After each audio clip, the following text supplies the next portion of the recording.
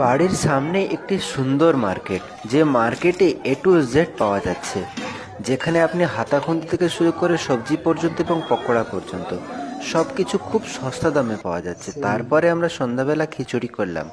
আজকে দিনটা খুব সুন্দর কাটলো বন্ধুরা। দরজা খুলতেই মার্কেট, এমন কখনো ঘর পেয়েছেন আপনারা? কখনো? আমি একটা ঘর পেয়েছি, যেখানে দরজা খুলতে ব্যালকনি থেকে আমি একটা সুন্দর মার্কেট দেখতে পাই। পুরোপুরি রাস্তার সামনে সুন্দরভাবে সাজানো বিভিন্ন ধরনের জিনিসপত্র বিক্রি হচ্ছে, যেগুলো আমরা রোজ কিনে থাকি। এখানে এই মার্কেটে কি নেই?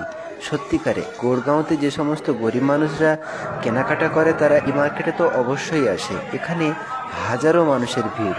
এই মার্কেটটা অনেকটাই বড়। এটা হচ্ছে গুরুগ্রামের একটি পুরনো মার্কেট, যেটা আমাদের একদম ঘরের সেটে আছে।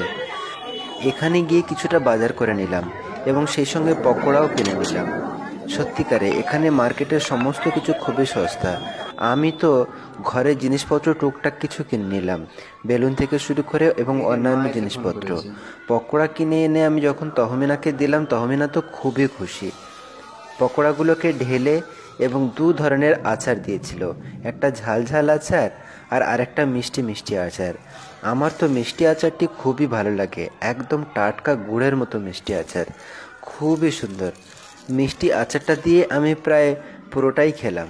যাই হোক, খুব সুন্দর লেগেছে। পকোড়াগুলোও খুবই সুন্দর। এখানকার পকোড়াগুলো ওয়েস্ট বেঙ্গলের মতো নয়, একটু অন্যরকম টেস্ট হয়, কারণ এরা সবজি এবং অন্যান্য জিনিস দিয়ে বানায়।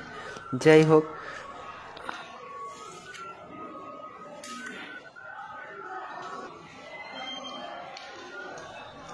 মন ভরে পকোড়া খাওয়ার পর সন্ধ্যাবেলা তহমিনা বানালো খিচুড়ি, খুব সুন্দর খিচুড়ি। ঠান্ডার সময় এই সমস্ত খিচুড়ি, ডিম এগুলো পেলে আর কি চাই বলুন। খিচুড়িতে ডিম দেওয়া হয়েছিল, সিম দেওয়া হয়েছিল এবং অন্যান্য আরও কত কি দেওয়া হয়েছিল। সত্যি বন্ধুরা, সেই ছোটবেলা থেকে, স্কুল লাইফ থেকে খিচুড়ি খেয়ে আসছি। খুব সুন্দর লাগলো আজকের খিচুড়ি। ছোট পাত্র সস